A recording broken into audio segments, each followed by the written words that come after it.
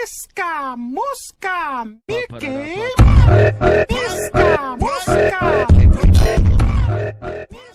Hello guys, it's Kanupriya and आज की video में मैं एक्सप्लेन करूंगी क्लास 8 का chapter exponents and powers. So start करते हैं बेसिक से। तो हमारे यहाँ पे गिवन है 7 × 7 × 7। तो इसकी पावर क्या है, कुछ नहीं लिखी है, तो क्या हो जाएगा 1 1 1। 3 बार आ रहा है तो 1 + 1 + 1 = 3। तो ये हमारा कुछ इस तरह हो जाएगा, 7 ऊपर लिखेंगे 3।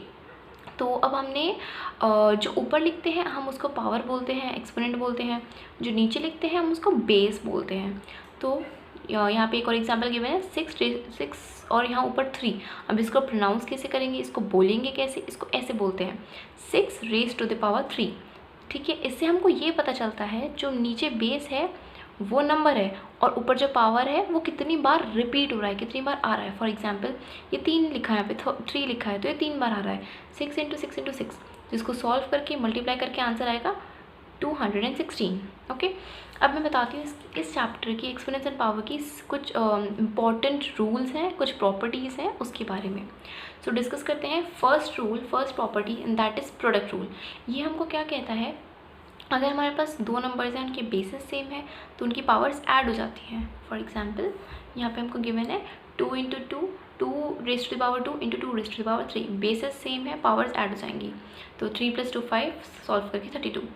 Next is question rule. Question rule में क्या होता है, अगर हमारे बेसिस सेम है और वो डिविजन में गिवन है, वो डिवाइड में है, तो क्या होगा, वो जो उनकी पावर्स होती हैं वो सब्ट्रैक्ट हो जाएंगी। तो न्यूमरेटर ऐसे ही रहेगा, डिनोमिनेटर माइनस में आ जाएगा। For example 2 raised to the power 3 divide by 2 raised to the power 2। तो हम जब इसको 2 को ऊपर लाएंगे तो क्या हो जाएगा, 3 - 2 that is 1। 2 raised to the power 1 is 2। Third is power of power.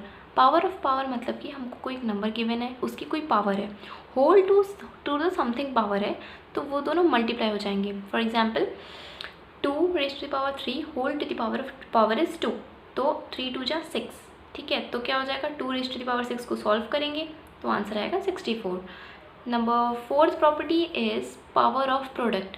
हमारे को कोई दो नंबर दिए हैं, whole to the something power है, तो हम ब्रैकेट को खोलेंगे, पावर को अंदर लाएंगे, तो हो जाएगा x raised to the power a multiply by y raised to the power a। इसका एग्जाम्पल जैसे कि 36 है। 36 हमारा क्या होता है, 6 का स्क्वायर, 6 × 6 = 36। 6 को हम कैसे लिख सकते हैं तोड़ के, 2 × 3, 3 × 2 = 6 होता है। तो अब हमारा ये इस तरह इस फॉर्म में बन गया। इस फॉर्म में कैसे बन गया, जैसे कि x and y तो 2 and 3 हो गया, होल टू द पावर 2 हो गया।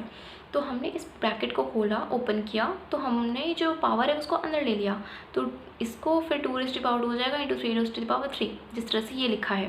फिर इसको सॉल्व करेंगे, 2 × 2 = 4, 3 × 3 = 9, फिर आंसर आएगा 36।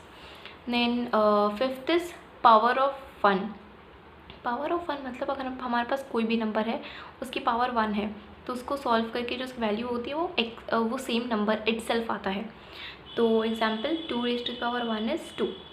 Okay, sixth is power of 0। Power of 0 मतलब कोई भी नंबर है, कोई भी, कितना बड़ा सा बड़ा, छोटा से छोटा, अगर उसकी जो पावर है वो 0 है तो उसका वैल्यू हमारा 1 होगा। For example 2 raised to the power 0 is 1।